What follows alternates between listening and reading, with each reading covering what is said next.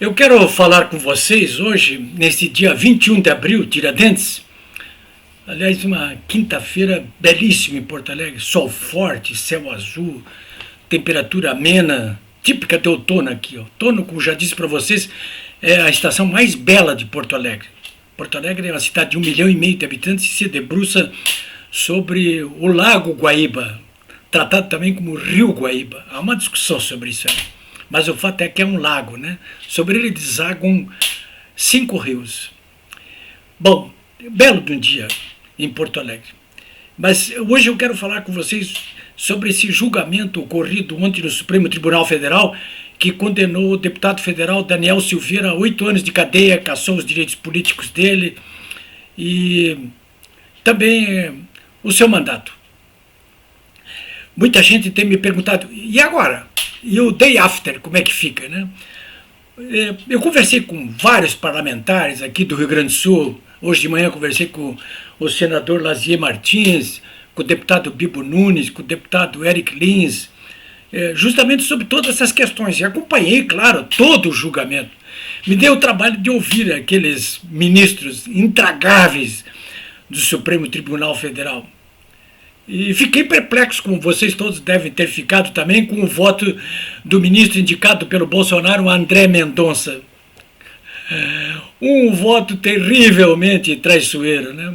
Bolsonaro, quando escolheu o André Mendonça, que foi seu ministro da Justiça, costumava dizer: eu vou escolher um ministro terrivelmente evangélico. Nem os evangélicos hoje ficaram satisfeitos com o voto do André Mendonça, que votou pela prisão do deputado Daniel Silveira, que votou pela cassação do seu mandato e que votou pela cassação dos seus direitos políticos, traindo tudo aquilo que se esperava dele. O que se esperava do André Mendonça até era o melhor. Não apenas fazer o que fez o Cássio Nunes, outro dos 2 ministros indicados pelo Bolsonaro. O Cássio Nunes pelo menos votou contra. Mas o Daniel Silveira não só votou a favor, acompanhou os outros ministros lulopetistas que estão lá na Suprema Corte. Mas ele, além disso, ele não pediu vistas do processo, que teria paralisado esse julgamento ontem. Se esperava que ele fizesse isso. Ele não fez isso. Muito pelo contrário. Hoje ele veio nas redes sociais tentando justificar o seu voto, mas não se desculpou. Não se desculpou. Ele não se desculpou. Ele disse que fez muito bem, que é isso mesmo que tem aí. Mas que é uma questão de consciência, de foro íntimo, né? O André Mendonça, como muita gente, acha que aquele julgamento de ontem foi um julgamento baseado na Constituição e nas leis do Brasil. Não é, não. Foi um julgamento político. Todo mundo sabe que aquela maioria formada dentro do Supremo Tribunal Federal, hoje, ela é uma maioria formada que atua de modo político contra o governo Bolsonaro. Vem fazendo isso desde o primeiro dia de instalação do atual governo. Continua fazendo agora. Tentando, inclusive, de tudo que é modo, obstaculizar a própria candidatura do Bolsonaro. Se não conseguir isso, vai tentar impedir que ele seja eleito. Se ele for eleito, vai tentar impedir que ele seja empossado. E se for empossado, vão tentar derrubá-lo. Vocês podem escrever isso aí. Alguém poderia dizer assim, mas puxa, por que raiva é essa? Ele sabe que serão expelidos dali de onde se encontram, caso o Bolsonaro se eleja, e eu acho que se elege agora em outubro. Eles sabem disso. Bolsonaro se elegendo por primeiro turno, por exemplo, eu não digo nem no segundo turno, mas se elegendo, ele irá para o governo com uma força política descomunal e terá, eu imagino, né? Olha bem quem vocês vão votar para senador aí, hein? Para deputado até, vamos abrir aí, mas para senador, né? Senador é onde se aprova nomes para o Supremo Tribunal Federal e onde se promove impeachments de ministros do Supremo Tribunal Federal. Eu não tenho dúvida que Bolsonaro, vencendo as eleições agora em outubro e formando uma boa bancada no Senado Federal, eu não tenho dúvidas de que essa maioria formada hoje no Supremo Tribunal Federal será alterada radicalmente dentro da lei e dentro do que manda a Constituição. Vocês podem ter certeza disso. Pode ter certeza disso. É o que vai acontecer. Eu não tenho dúvida disso aí. Bom, Mas nesse day after aí, eu tenho acompanhado tudo no meu blog polibiobraga.com.br, mas muita gente me pergunta, sim, e agora o que vai acontecer? Agora há pouco eu estava almoçando mesmo com a minha família, numa churrascaria aqui de Porto Alegre, churrascaria Barranco, e me perguntava ali, bom, ele vai ser preso de imediato? Vai perder o mandato agora mesmo? O que vai acontecer agora com isso aí? Bom, olha, eu andei pesquisando sobre esse assunto aqui, e nós temos a seguinte situação nesse dia seguinte, né, nesse day after, né? Há uma controvérsia muito grande em relação ao cumprimento da decisão tomada ontem pelo Supremo Tribunal Federal, baseado em fatos antecedentes.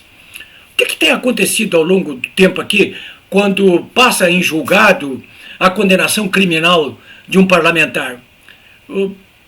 Uma das seguintes duas coisas, tá? Primeiro, como aconteceu com o Maluf em 2018, quando transitou em julgado a condenação criminal dele. A mesa da Câmara foi comunicada e a própria mesa da Câmara, ela emitiu uma nota dizendo que, decretando a perda do mandato do Maluf e a prisão, e possibilitando a prisão dele.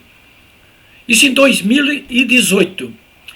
Mas qual é a outra decisão tomada também na Câmara, que pode ser tomada pela Câmara? É a mesa não decidir cumprir de imediato a decisão do Supremo Tribunal Federal, mas submetê-la ao crivo do plenário. Essa é a outra possibilidade. Aliás, a Constituição Federal, no artigo 55, ela diz exatamente isso aí. Isso que eu acabei de dizer para vocês. Quer dizer, transitado em julgado a sentença criminal de algum parlamentar, a mesa da Câmara é comunicada e ela deve ser levada ao crivo do plenário. E caberá ao plenário, por maioria absoluta, decidir se vale ou não vale essa decisão do Supremo Tribunal Federal. Alguém pode me dizer, mas então por que não faz isso se a Constituição está dizendo? Porque há essa controvérsia, porque já em caso antecedente, esse 2018, no caso do Paulo Maluf, a mesa simplesmente cumpriu o que mandou a Justiça e pronto. Mas agora o que há de novo? O que há de novo é que em 2017, o então presidente da Câmara, Rodrigo Maia, ele questionou o Supremo Tribunal Federal a respeito do cumprimento desse tipo de decisão tomada no âmbito judicial, alegando que, pelo artigo 55, é prerrogativa da Câmara dos Deputados, e é prerrogativa da Câmara dos Deputados, decidir se caça ou não caça o mandato de algum dos seus membros. Ele mandou isso aí para que o Supremo Tribunal Federal pacificasse essa questão. O Supremo não se debruçou sobre isso. O Supremo, que é tão célere, por exemplo, em relação ao Daniel Silveira e aos seguidores do Bolsonaro e aos seus adversários, nesse caso aí passou 2017, 2018, era o caso do deputado Paulo Feijó. O Rodrigo Maia queria saber, vamos pacificar ou não vamos isso aí? Cabe, eu quero que vocês declarem aí, Supremo, que vale o artigo 55, que cabe à Câmara, pelo seu plenário, pela maioria do seu plenário, caçar, cumprir ou não cumprir uma decisão de cassação de mandato. Então o Supremo ficou em cima disso aí em 2017, 2018, 2019, 2020, 2021, e agora, na véspera do julgamento de Daniel Silveira, o ministro Luiz Barroso, que era relator dessa ação, decidiu arquivar. Ele simplesmente extinguiu a ação. Né? Não decidiu, extinguiu a ação. Disse, já passou o prazo demais, isso aí não interessa mais. Poucos dias antes do julgamento, esse do Daniel Silveira. Isso não aconteceu por acaso.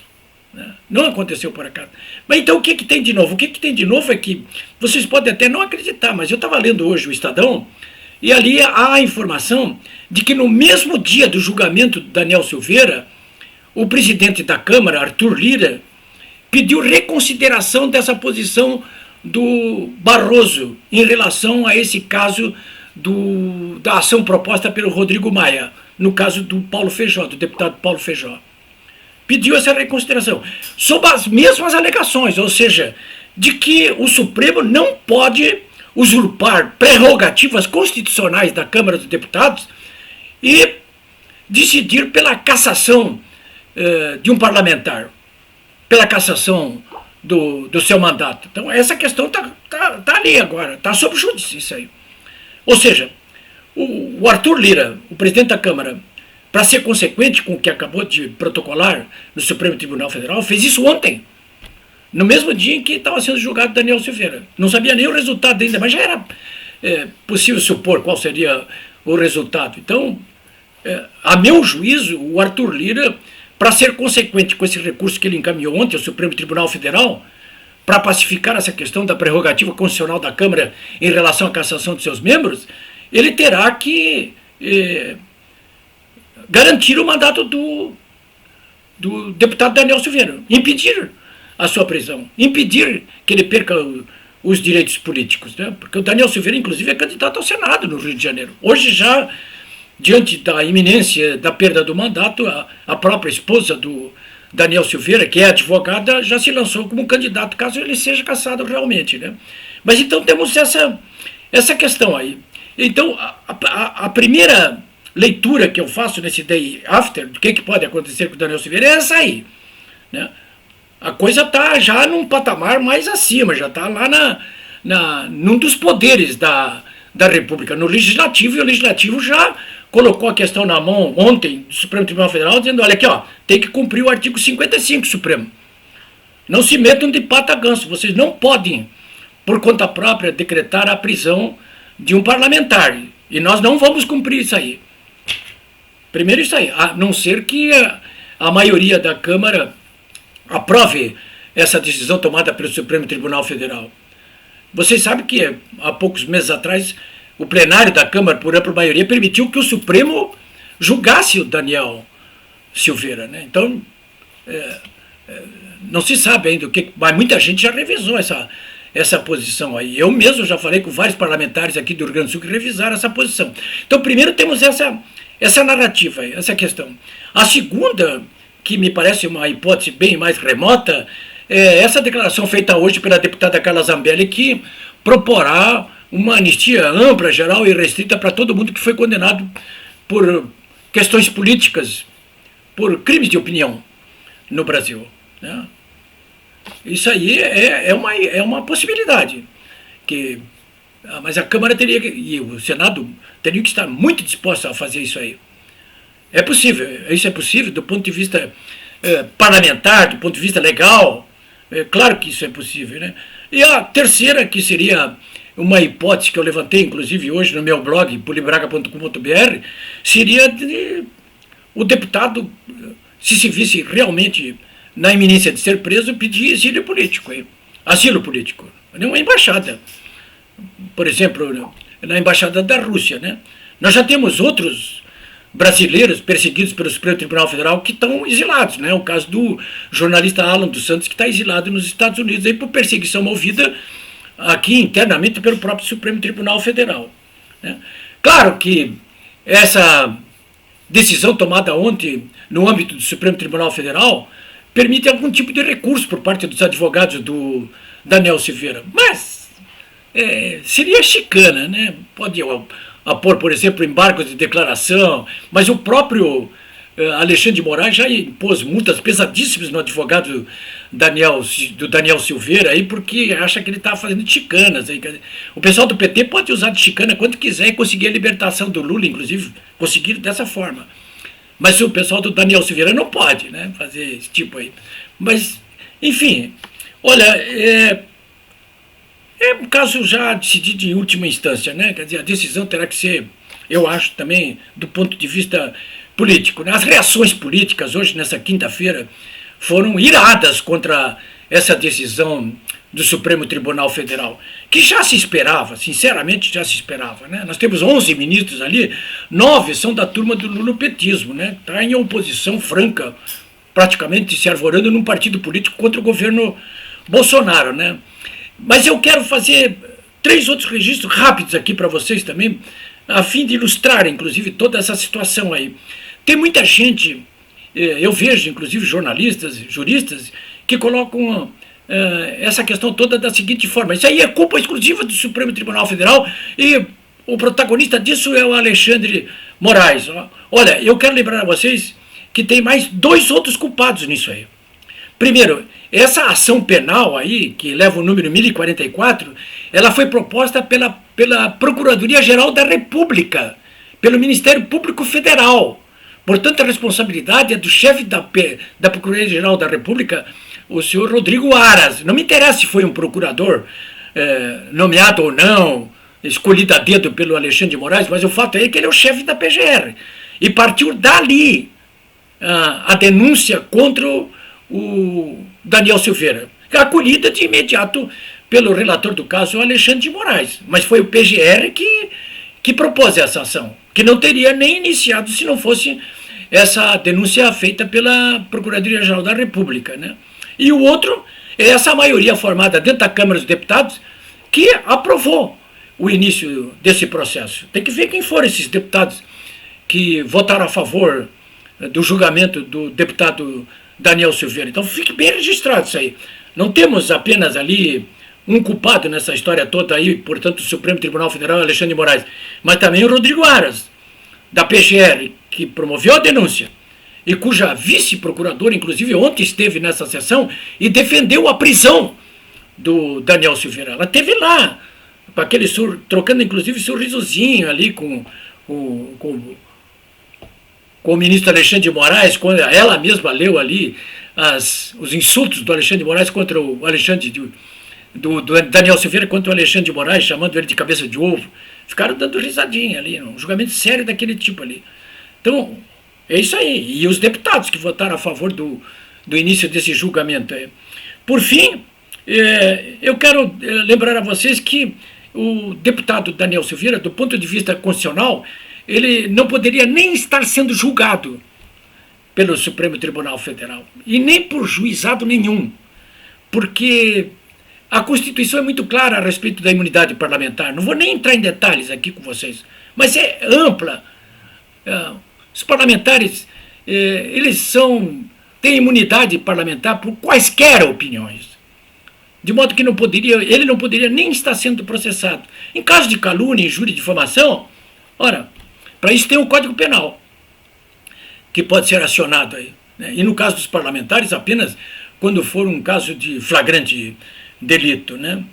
Bom, senhores, para finalizar, eu quero deixar claro aqui para vocês que quando vocês estiverem hoje conversando a respeito desse julgamento aí, não esqueçam que os Judas que precisam ser malhados nessa quinta-feira, dia de Tiradentes, o dia também do Silvério dos Reis, né, do traidor da Inconfidência Mineira, esses Judas, esses Silvérios dos Reis, eles não estão integrados apenas por esse grupo de 9 ministros do Supremo Tribunal Federal, lulopetistas que estão lá, mas hoje por mais por um ministro indicado pelo próprio presidente Bolsonaro, o André Mendonça, né, que é o pior dos Judas, porque não se esperava isso dele, de modo nenhum, né? Porque ele estava, os outros pelo menos nunca tiveram do nosso lado, mas esse aí estava, né? Não está mais, né? O único que permaneceu fiel ali aos seus aliados foi o Cássio Nunes, né? Então, primeiro isso aí, marque bem esses nomes todos aí, porque no ano que vem, depois das eleições, quando o Bolsonaro estiver firme no governo, essa gente vai ter que prestar contas pelo que estão fazendo aí, inclusive o André Mendonça. Então, primeiro isso aí, acho que temos que ter essa noção bem clara a respeito do que aconteceu, né?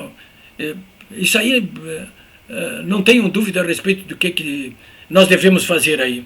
Enfim, senhor, vamos ver o que vai acontecer a partir de agora, né? Eu vou ficar acompanhando esse caso aí atentamente para esclarecer vocês todos que estão me acompanhando aqui pelo YouTube e que querem saber exatamente o que está ocorrendo. Eu acho que eu cobri tudo que podia cobrir em relação a esse assunto aí, né? Se você não entendeu bem esse comentário aqui, eu sugiro que veja novamente ali, até com uma folhinha de papel e umas anotações ao lado ali, porque é impossível que você fique na dúvida a respeito do que aconteceu, do que está acontecendo e do que pode acontecer em relação a esse caso do Daniel Silveira. É isso aí, senhores. Uma boa quinta-feira a todos.